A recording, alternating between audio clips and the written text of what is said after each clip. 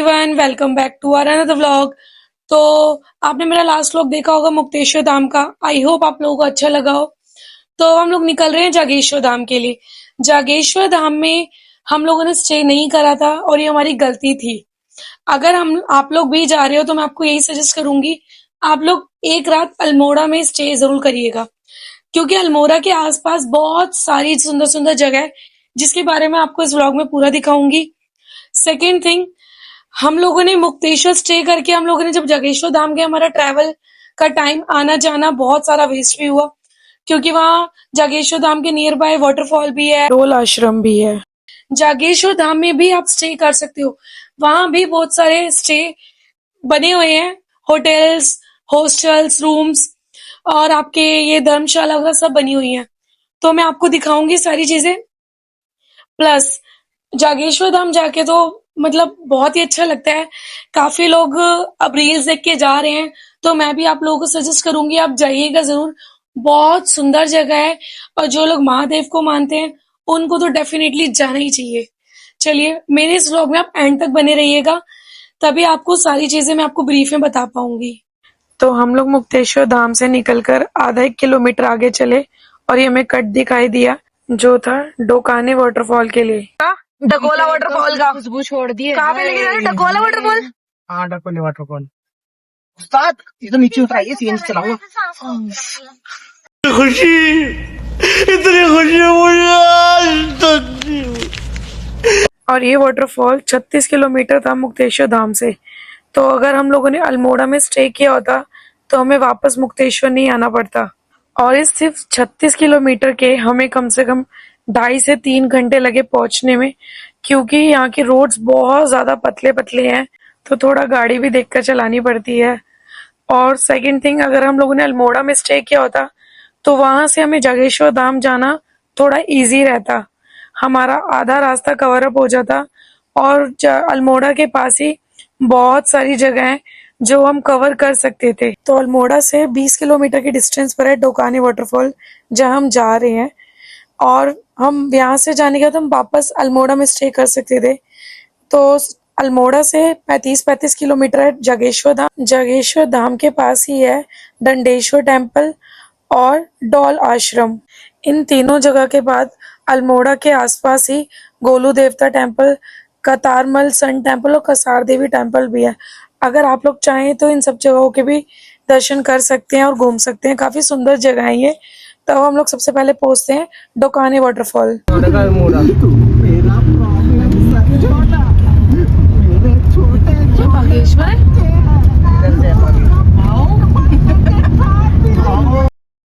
वापस घर पे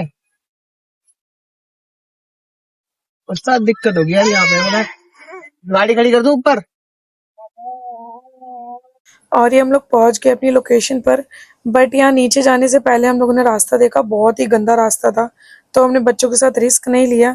यहाँ काफी सारी गाड़ी हमने अटकते हुए देखा, गिरते हुए भी देखा, वापस जाते हुए भी देखा, तो हमने रिस्क बिल्कुल नहीं लिया। तो यहाँ जो इनके बड़े टायर वाली बलेरो वगैरह गाड़ी होती है, हमने वो प्राइवेट बुक करी, उससे हम लोग अब नीचे जा रहे हैं वाटरफॉल के लिए। और ये गाड़ी हमने 400 रुपये में बुक करी थी अप डाउन के लिए। और अब मैं आपको रास्ता दिखाती हूँ। इतना गंदा रास्ता था, हमें गाड़ी में बैठे हुए डर लग रहा था। पता नहीं गाड़ी चलाने वाले को डर लग रहा था नहीं लग रहा था, लेकिन हमें बहुत डर लग रहा था। और इन लोगों ने हमें यहाँ ड्रॉप कर दिया। अब हम लोग यहाँ से ट्रैक करके वाटरफॉल के पास जाएंगे। इसका ट्रैक भी बहुत ही ज्यादा गंदा था। चेंजिंग पॉइंट भी है।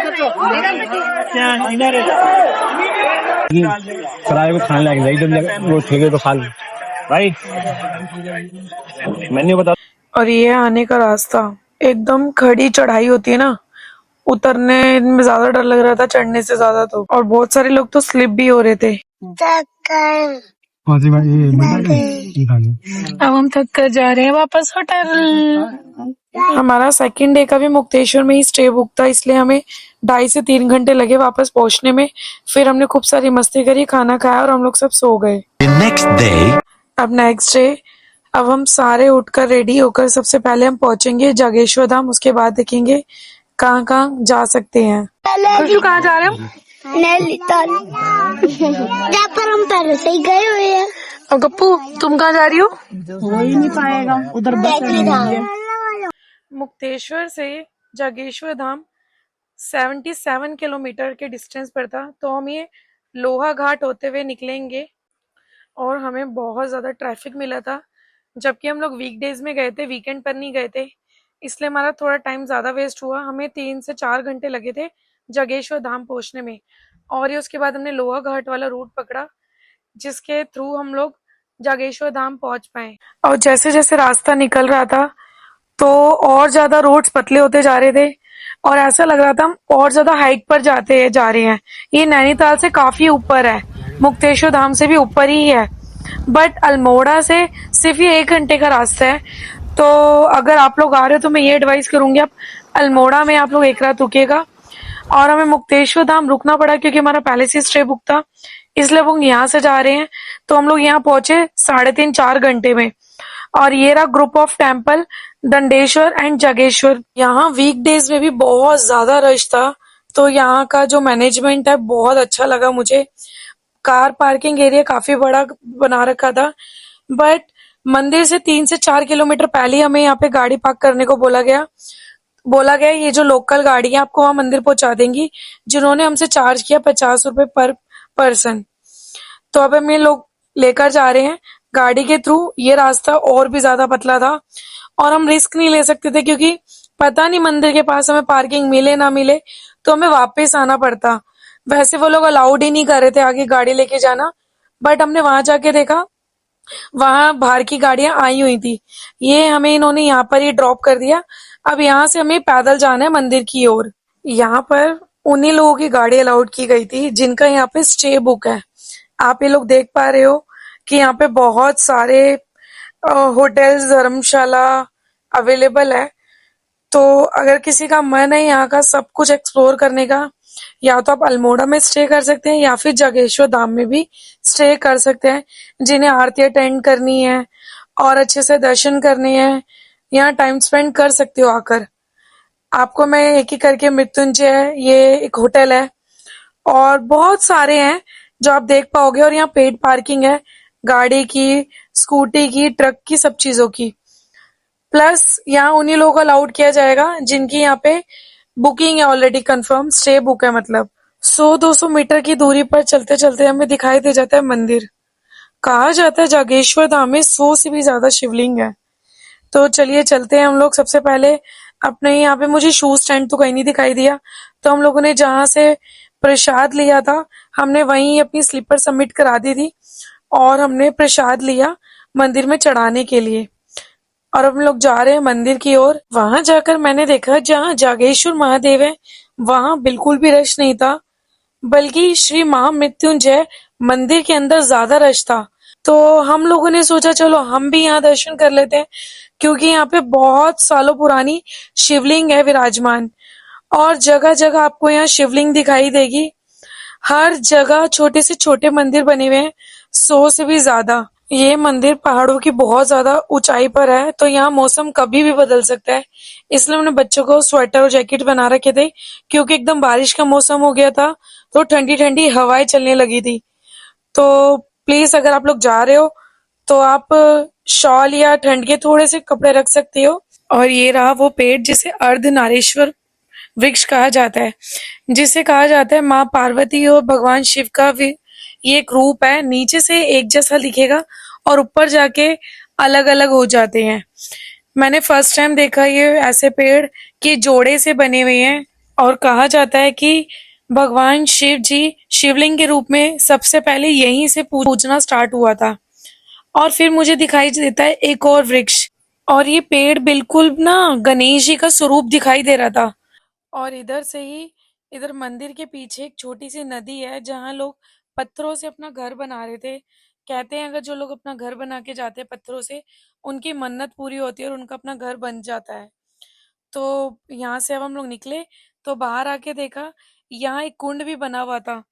बच्चों नहीं चले ना मैं करता देखता हूँ